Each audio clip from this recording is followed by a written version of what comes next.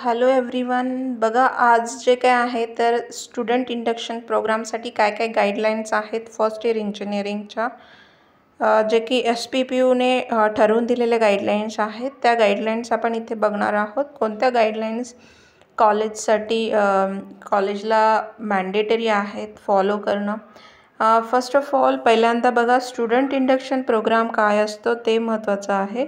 Student induction programme हा first इयरच्या मुलांसाठी असतो, जो की ते मुलं नवीन एंटर झाल्यानंतर कॉलेजमध्ये त्यांचे जे काही वेगवेगळे कॉलेजेस असतात, वेगवेगळ्या स्कूल्समधून ते आलेले असतात, वेगवेगळ्या बॅकग्राऊंडचे असतात, थॉट्सचे असतात, तर त्यांना त्या कॉलेजबद्दल, ज्या कॉलेजमध्ये त्यांनी ॲडमिशन घेतले त्या कॉलेजबद्दल काही माहिती व्हावी, त्या एन्व्हायरमेंटमध्ये नवीन एन्व्हायरमेंटमध्ये त्यांना एक एन्करेजमेंट मिळावी, ते मिक्स व्हावेत त्यांच्या फ्रेंड्ससोबत, मेंटर्ससोबत, टीचर्ससोबत, त्यांच्यासाठी असतो हा. आणि म्हणून काय केलेलं आहे तर पहिल्यांदाच स्टुडंट इंडक्शन प्रोग्राम घेतला जातो. आणि मग जसं की मी आत्ता सांगितलं की ऑब्जेक्टिव्ह त्याचं तेच आहे की adjust and feel comfortable new एन्व्हायरमेंटमध्ये स्टुडंट जो आहे ॲडजस्ट झाला पाहिजे, कम्फर्टेबल फील झालं पाहिजे आणि त्याने त्या कॉलेजविषयी, त्या इन्स्टिट्यूटविषयी, त्याचं जे इथोच आहेत, कल्चर्स आहेत, ते त्याला माहीत व्हावेत. म्हणून काय केलं जातं तर हा स्टुडंट इंडक्शन प्रोग्राम घेतला जातो. दॅट मीन्स इन शॉर्ट आपण असं म्हणू शकतो की सेल्फ एक्सप्लोरेशन, आणि हा त्याचा पर्पज असतो. तर हा स्टुडंट SIP जे आहे तर ते ऑलमोस्ट 3 वीक्स असावं असं युनिव्हर्सिटीने सांगितलं आहे. आणि त्याच्यातले 2 वीक्स हे पहिल्या सेमिस्टरचे असावेत आणि 1 वीक हा काय असला पाहिजे सुरुवातीलाच सेकंड सेमिस्टरच्या सुरुवातीला असावा. मग त्याच्यामध्ये काय काय घेणं अनिवार्य आहे, म्हणजे आपण कॉलेज लेवलला सगळ्याच गोष्टी नाही घेतल्या जात, परंतु काही गोष्टी यामधल्या घेतल्या जातात. सो त्याच्यामध्ये फर्स्ट आहे जे की फिजिकल ॲक्टिव्हिटीज असतील, ज्याच्यामध्ये गेम्स असतील, स्पोर्ट्स असतील, जेणेकरून तो जो स्टुडंट आहे तो एक्सप्लोर व्हावं त्याच्यामध्ये, त्या नवीन एन्व्हायरमेंटमध्ये तो लवकरात लवकर मिक्स होऊन जावा, त्याला कळावं की तिथे फिजिकल ॲक्टिव्हिटीज काय काय होतात आणि तो कशामध्ये पार्टिसिपेट होऊ शकतो इन फ्युचर, त्याला जर संधी मिळाली तर. त्याच्यानंतरचा पार्ट येतो क्रिएटिव्ह आर्ट्सचा. क्रिएटिव्ह आर्ट्स, आता सगळे स्टुडंट फिजिकल ॲक्टिव्हिटीजमध्ये बेस्ड नसतील. क्रिएटिव्ह आर्ट्स ज्यांच्याकडे आहे, जसं की व्हिज्युअल आर्ट्स आहे किंवा परफॉर्मिंग आर्ट्स आहे, ह्याच्यामध्ये मुलं करू शकतात. तर त्यांच्यामध्ये तो कॉन्फिडन्स येण्यासाठी हे क्रिएटिव्ह आर्ट्सचं बी पण कॉम्पिटिशन किंवा ते क्रिएटिव्ह आर्ट्स त्या कॉलेजमध्ये ठेवू शकतं कॉलेज. त्याच्यानंतर आहे mentoring and universal values. So what it means mentoring and universal values.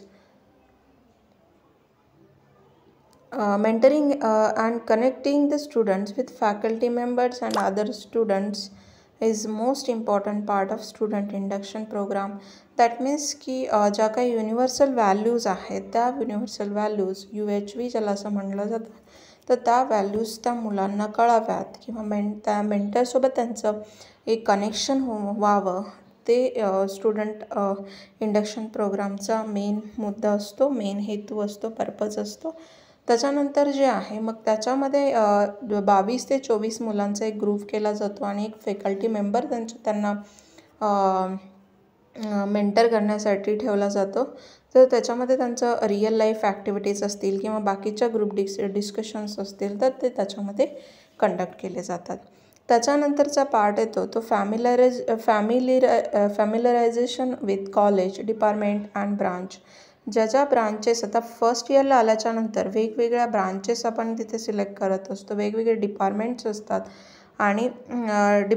असतात किंवा कॉलेजमध्ये जे काही वेगवेगळ्या गोष्टी असतात, तर त्या मुलांना समजावं, त्यांच्यामध्ये त्याचं क्रेडिट कसं असेल त्या ब्रांचविषयी, त्या डिपार्टमेंटविषयी, ग्रेडिंग सिस्टम काय आहे किंवा स्कीम काय आहे, एक्झामिनेशन स्कीम, ते माहिती व्हावं. हा ह्याचा एक पर्पज असतं की त्यांना फॅमिलराईज करून देणं त्याच्यामध्ये ते त्याला.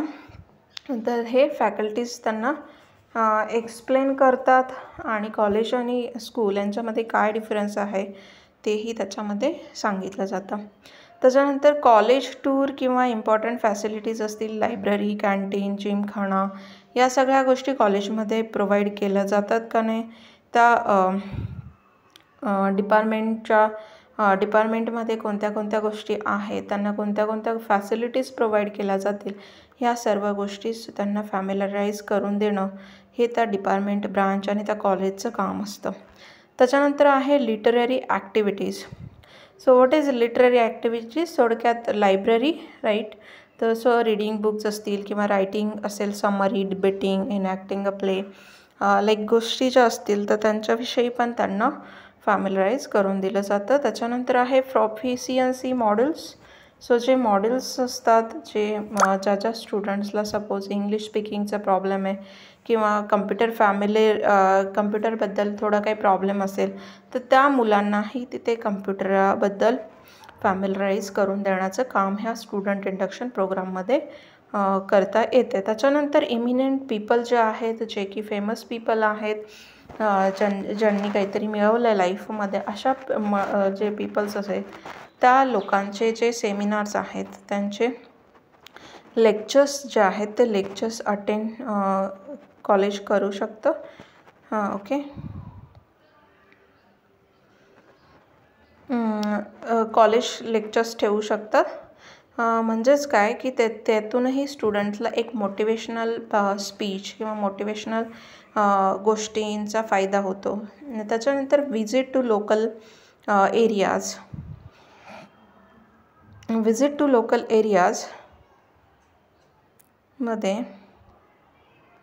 लोकल एरियाज जे आहेत, फेमस प्लेसेस ज्या आहेत, लँडमार्क्स, जिथे आपण लाईक एखादं हॉस्पिटल असेल, सिटी असेल किंवा एखादं टेम्पल आहे, जिथे की मुलांना काहीतरी त्यांच्याकडून शिकता येईल, तर अशा प्लेसेसला विजिट करायचं काम हे कॉलेज करू शकतात. Extra curricular activities in college.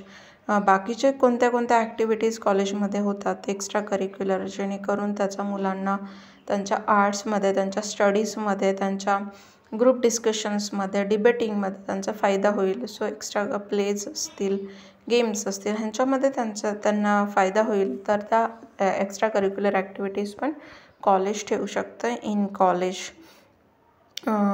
त्याच्यानंतरचा part जो आहे, लास्ट पार्ट, तो म्हणजे काय की जे काही आपण त्याच्यामधून मुलांना दिलं आहे स्टुडंट इंडक्शन प्रोग्राममधून, तर 22 ते 24 मुलांचा ग्रुप करून आपण त्यांच्यामधून मिड प्रोग्राम फीडबॅक घेऊ शकतो and ask to prepare single report on their experience of programme. So त्यांना आपण एक रिपोर्ट बनवायला सांगून त्यांचा जो काही एक्सपिरियन्स होता अबाउट दॅट प्रोग्राम आणि त्यांना काय काय त्याच्यामधून अजून गोष्टी पाहिजे, ह्या सगळ्या गोष्टींचा एक फीडबॅक आणि रिपोर्ट आपण त्या प्रोग्रामचा घेऊ शकतो. तर हे झालं हे स्टुडंट इंडक्शन प्रोग्राम.